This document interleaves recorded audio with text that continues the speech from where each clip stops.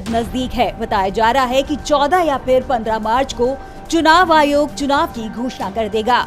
चुनाव के ऐलान से पहले इंडिया गठबंधन मजबूत हो रहा है, तो वहीं बीजेपी को जोरदार झटके लग रहे हैं। हाल ही में बीजेपी को सबसे बड़ा झटका ओडिशा में लगा है।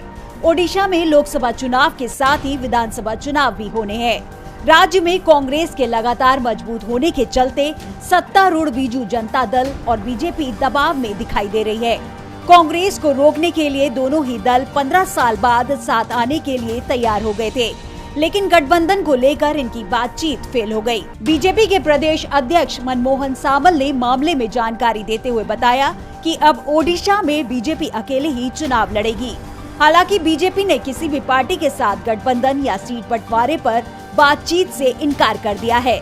लेकिन आपको बता दें कि 7 मार्च को बीजेडी नेता वीके पांडियन और प्रणब प्रकाश दास की बीजेपी के केंद्रीय नेताओं से मुलाकात हुई थी, जिसके बाद दोनों पार्टियों में गठबंधन को लेकर चर्चाएं तेज हो गई थी। लेकिन अब बीजेपी के अकेले चुनाव लड़ने की घोषणा पर माना जा रहा है कि बीजेडी को बीजेपी की असली रणनीति का अंदेशा हो गया है। जैसे बिहार में बीजेपी ने नीतीश के साथ गठबंधन करके उन्हें ही सत्ता में दरकिनार करने की कोशिश की है, वैसे ही बीजेपी ओडिशा में भी करेगी। इसलिए बीजेडी ने पहले ही अपने हाथ खींच लिए हैं। इसको लेकर ये भी कहा जा रहा है कि 147 सदस्यीय ओडिशा विधानसभा में बीजेडी ने 100 से अधिक सीटों पर चुनाव लड़ने की मांग की, जो बीजेपी को मंजूर नहीं। जबकि वर्तमान में राज्य की 112 विधानसभा सीटों पर बीजेडी के सदस्य हैं। दूसरी तरफ बीजेपी ने ओडिशा की 21 लोकसभा सीट में से 14 सीट मांगी थी, जिसे बीजेपी ने खारिज कर दिया है।